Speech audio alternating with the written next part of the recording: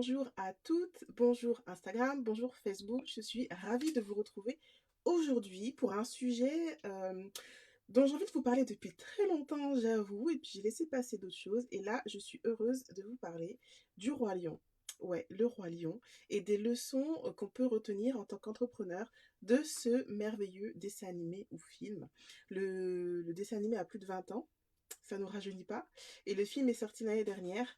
Et étant une fan incontestable, je suis évidemment allée voir le film. Et je l'ai vu d'un tout autre œil. Étant, ben voilà, n'étant plus, n'étant plus en primaire, étant entrepreneur, j'ai vraiment eu un œil différent, un regard différent sur ce dessin animé. Et je voulais partager avec vous les 9 leçons d'entrepreneuriat que j'ai retirées du Roi Lion. Si tu ne me connais pas encore, je suis Olivia Lola, bienvenue. Je suis business coach pour les femmes entrepreneurs créatives et je les aide à poser les bases et les fondations d'un business créatif rentable et notamment en utilisant la puissance d'Instagram pour créer une véritable expérience client. Bonjour Bimoka, bonjour à tous ceux qui me rejoignent au fur et à mesure. Alors, pourquoi je tiens à te parler du Roi Lion en particulier? C'est parce que faut toujours regarder derrière les dessins animés, il y a des messages en fait. Il y a une morale, il y a toujours une bonne leçon. Avec nos yeux d'enfant, on ne fait pas forcément attention, on retient certaines petites choses, mais on ne retient pas forcément les grandes leçons de vie qu'il y a derrière. Et dans ce dessin animé du Roi Lion, moi j'ai dégagé 9 leçons, je pense qu'on peut en dégager beaucoup plus, mais je me suis arrêtée à 9 leçons d'entrepreneuriat à travers les aventures de Simba notamment. Donc la première chose, c'est qu'il faut bien choisir à qui on fait confiance quand on débute. Quand Simba a voulu s'aventurer pour aller explorer la terre des éléphants, le cimetière des éléphants, etc., il a fait confiance à quelqu'un qui, pour lui, était une référence. C'était son oncle Scar. Mais voilà, il n'était pas quelqu'un de confiance. Pourtant, il aurait pu lui faire confiance, parce que c'était sa famille, c'était une figure d'autorité. Pourtant, c'était pas la personne à qui il fallait faire confiance. En entrepreneuriat, c'est pareil. Il faut faire attention à qui tu fais confiance, que ce soit la famille, que ce soit les connaissances, même si ce sont des personnes que tu connais depuis longtemps, c'est pas le seul critère à regarder. Parce que derrière, il y a les motivations. Dans le cas de Scar, bon, il voulait prendre la place du roi lion. Tu n'auras peut-être pas des personnes dans ton entourage qui veulent t'évincer, mais c'est vrai que les motivations ou les conseils ne sont pas forcément appropriés s'ils ne savent pas forcément de quoi ils parlent. Donc quand tu cherches de l'aide pour ton entreprise, quel que soit le niveau où tu es, pose les bonnes questions. Ose poser les questions, toutes les choses qui pourraient te titiller, t'embêter, pose des questions, demande, observe, ne laisse rien au hasard, parce que le risque après, c'est que tu sois déçu ou encore plus perdu. Et notamment quand il s'agit d'acheter des formations et tout ça. En ce moment, avec l'effet Covid, j'arrête pas d'être inondée d'offres de formation à 7 euros au lieu de 7 000 euros. Et du coup, derrière, on se demande, mais qu'est-ce que ça vaut? Et le réflexe que j'ai, parce qu'il y en a qui sont vraiment bien construits et ça donne vraiment envie, tu te dis c'est bon, ça va régler tous mes problèmes. Et le réflexe que j'ai, c'est toujours d'aller voir mais de qui il s'agit, qu'est-ce qu'elle a fait, quels sont les résultats, qu'est-ce qu'elle a comme site internet, comme autre profil, qu'est-ce que les gens disent d'elle, avec qui elle travaille, etc.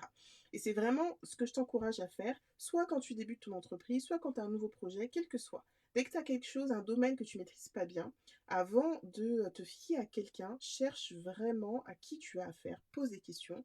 Et il n'y a pas de questions bêtes et il n'y a pas de questions de trop.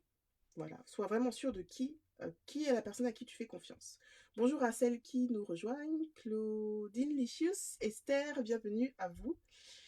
La deuxième chose, la deuxième leçon qu'on peut tirer du Roi Lion, c'est dépasser sa zone de confort. C'est important, mais il ne faut pas le faire seul.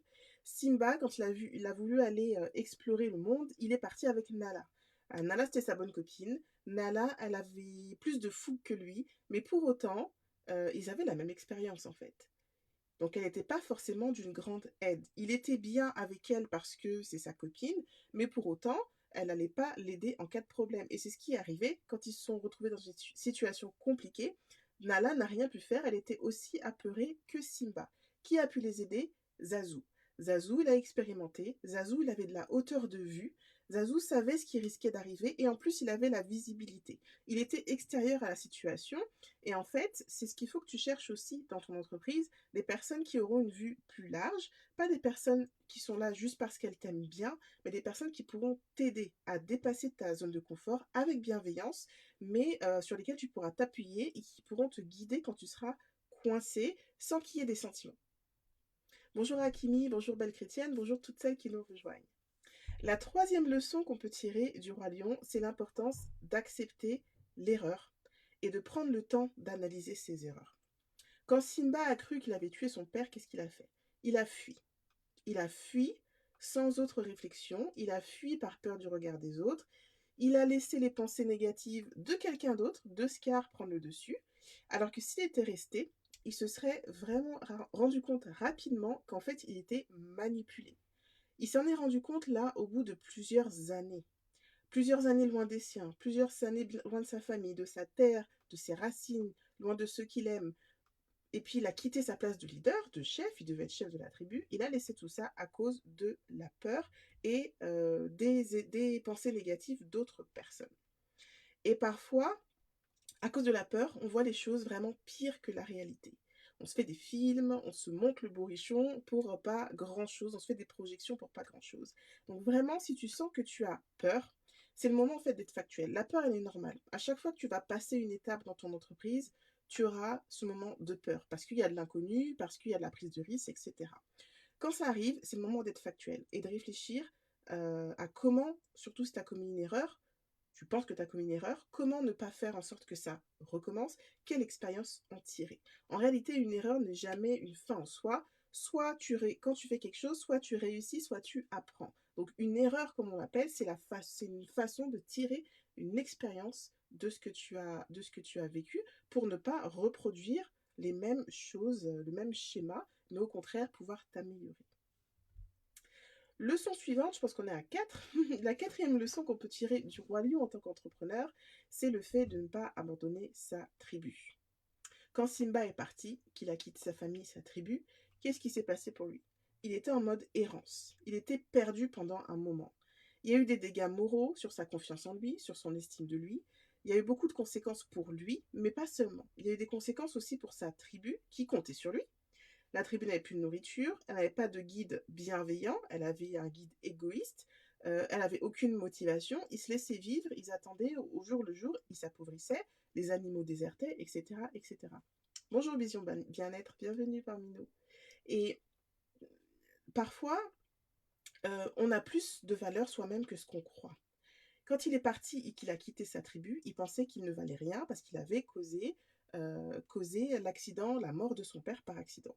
Cependant, la vérité était bien ailleurs et il avait beaucoup de valeur, puisqu'en partant, finalement, tout a été déserté, sa tribu s'est appauvrie, est devenue triste, il manquait à sa tribu, etc. Donc garde ça en tête, des fois tu as peut-être l'impression que, surtout sur les réseaux sociaux, tu mets des choses en place, tu mets des actions en place, t'as pas forcément le retour que tu aurais aimé. Tu vois d'autres personnes qui passent en live et puis elles ont plein de vues, plein de commentaires et tout ça. Et toi quand tu passes, il n'y en a pas beaucoup et tu te dis bah finalement ça sert à rien, etc.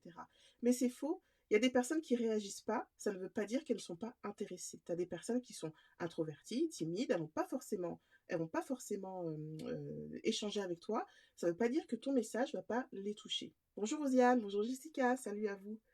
Donc, tu as plus de valeur que ce que tu ne crois et tu fais la différence dans ton monde. Et c'est vraiment à toi de prendre ta place et de ne pas abandonner ta tribu, même si tu as l'impression que ça ne changera rien et qu'au contraire, ce sera mieux si tu t'en vas.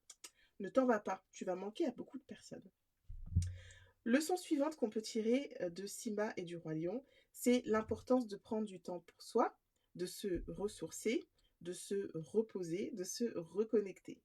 Quand Simba s'est trouvé perdu, il est parti et il a trouvé deux acolytes qui l'ont aidé à se reconstruire, qui l'ont aidé à profiter de la vie, à voir les choses autrement, avec légèreté, à grandir physiquement, mais aussi moralement, mentalement. Il a fait des nouvelles expériences, notamment culinaires. Il a des nouvelles connaissances, etc., etc. Et parfois, on a besoin de ça, même très souvent, régulièrement en fait. On a besoin de prendre ce temps de se ressourcer, de se reconnecter à soi, de prendre du temps pour soi, parce que ça permet de se recharger tout simplement. Et c'est juste normal.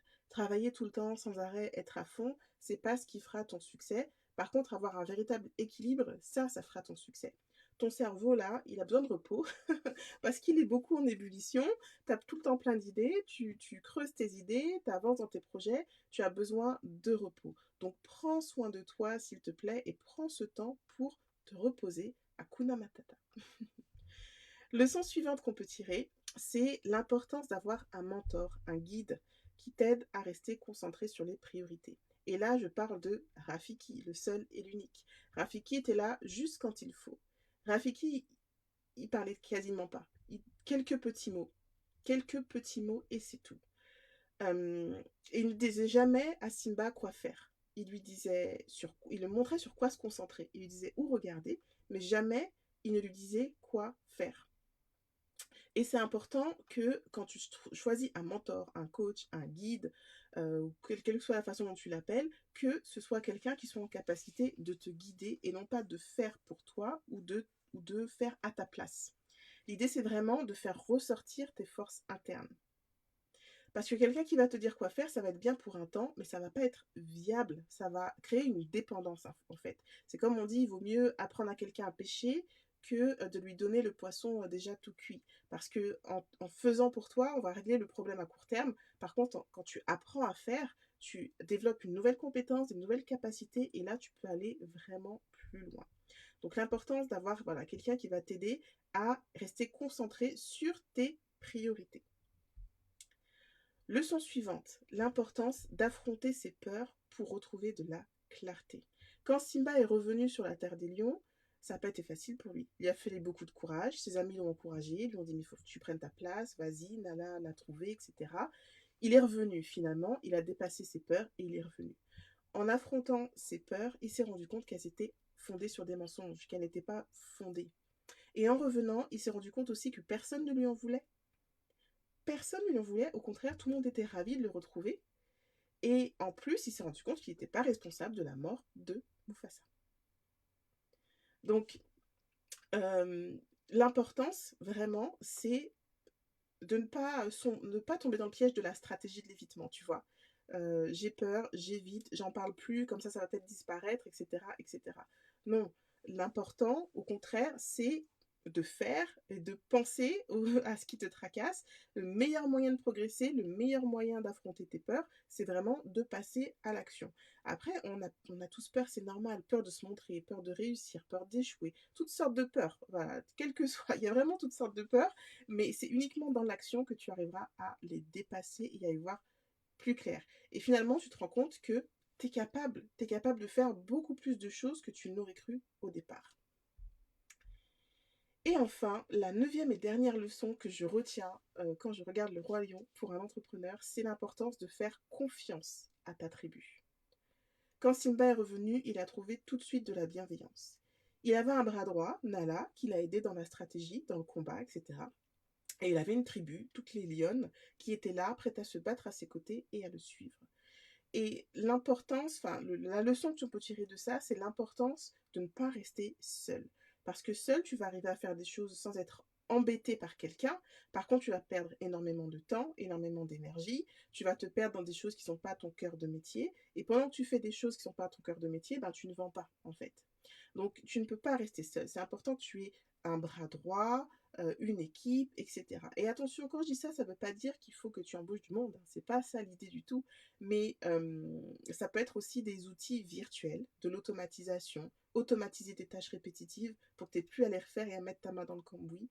Déléguer certaines tâches à des freelances qui vont te prendre 50 euros, 100 euros par mois pour des tâches qui, toi, te prennent plusieurs jours à réaliser. Donc c'est vraiment important de regarder quelles sont les choses qui sont répétitives dans ton activité pour lesquelles tu aurais besoin d'une tribu sur laquelle te reposer et t'aider pour pouvoir avancer dans ton business de façon sereine. Donc en résumé, s'il faut résumer ces 9 leçons, qu'est-ce qu'il est important quand on est entrepreneur? La première chose, c'est d'être bien entouré à chaque étape de la progression de ton entreprise. Que tu sois au démarrage, que tu sois en développement, que tu sois en train de créer un nouveau projet ou un nouveau business, l'important, c'est d'être bien entouré. Et plus tu vas évoluer, plus tes besoins seront différents, plus tu auras besoin d'un entourage différent, d'expertise de plus en plus à la fois large et précise, à la fois travailler ton état d'esprit et d'être sur des types d'expertise vraiment, vraiment précis. L'autre chose à retenir, c'est l'importance d'être dans l'action. Être dans l'action constamment, mais tout en restant équilibré.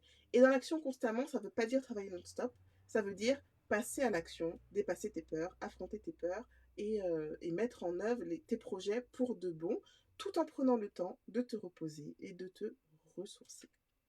Voilà, j'étais ravie de te présenter ces 9 leçons d'entrepreneuriat tirées du Roi Lion. Si ce n'est pas encore fait, je t'invite à télécharger le mode d'emploi en 5 étapes pour assurer des fondations solides à ton entreprise. Tu les trouveras sur le lien de ma bio Instagram. Tu les trouveras aussi sur cette vidéo. Je rajouterai le lien au-dessus ou en dessous. Je ne sais plus trop où ça ressort. Et sur ce, je te souhaite une bonne fin de journée, une bonne matinée. Tout dépend où tu es dans le monde. À très vite. Bye bye.